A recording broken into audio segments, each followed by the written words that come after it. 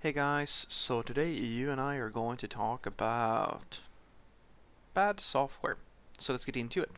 So the question in question was, Frederick, I just started working at a new company as a software engineer, and their existing code base is really badly written. How should I proceed? Well, I would say that pretty much every code base is bad, and you can only do the thing that everybody who is a software developer has to do whenever you're faced with this problem. And that is to ask the fundamental question. Given all of the circumstances we have right now, what is the best move for the project? What should we, like, how can we make this into something sustainable? And that's the key thing. Sustainable. Not perfect, sustainable. And this is something that is really, really tricky for you if you don't have experience, because the problem is that even if you change everything today and you make it absolutely perfect, it's just a matter of time before someone else is in your shoes and go, well, this product is really, really ugly. How are we going to solve this? Because software degrades over time. And that's why I argue to you that it's inevitable for you to get ugly software. There's no company out there who has just a perfect code base.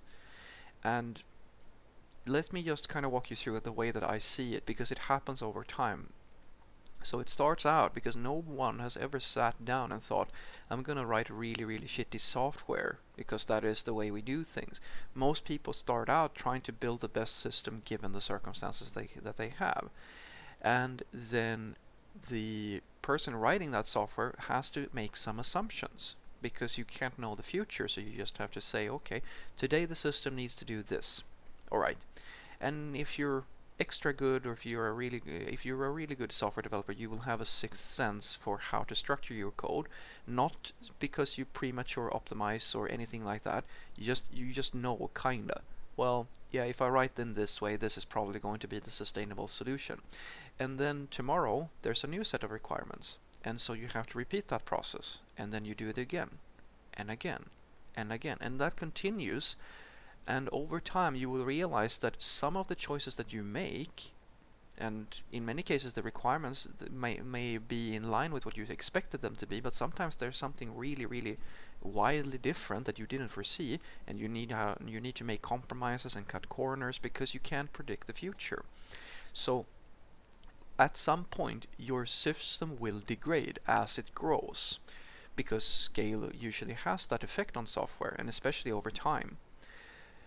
And so now, as I said, you will have some person who comes into the company and goes, this is really ugly. And that might be the perfect moment for you to start asking the question, how can we change this for the better? Because the people who have been working there for the longest time, they might not ever even think about it anymore, because they have done this thing that happens to every single software company, and that is the reason why they are trying to figure out how they can just get rockstar developers. And this is a whole different video.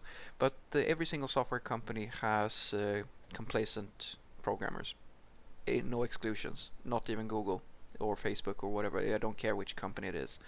And that is when a software developer learns to just roll with the punches, and kind of they learn to live with the pain.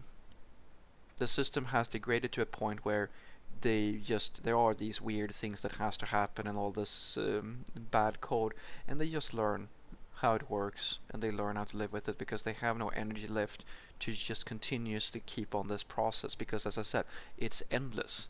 It's like being a police officer and trying to solve all the crimes. You start out believing that you can change the entire world and rid the world of crime, and then you realize that no, you can't. It will continue for as long as our species exists. Or a doctor trying to save every patient. At some point, you're going to get to that moment where you're just trying to do the best you can. You're just trying to save as many people as possible, but you know that it's never going to work. You're never going to be able to save everybody. And as a software developer, this sensation is very similar. You just know that you get to a point where you're just happy being able to be productive. And there's always going to be new developers who come in and say, hey, this system is really shitty, because what they usually do is that they view the system as they look at it with new eyes. It's the same thing with new generations of humans. If you grow up in a time of war, you learn how you see the world from one point, but your grandchildren who never ever experienced it, they're going to look at the world in a different way.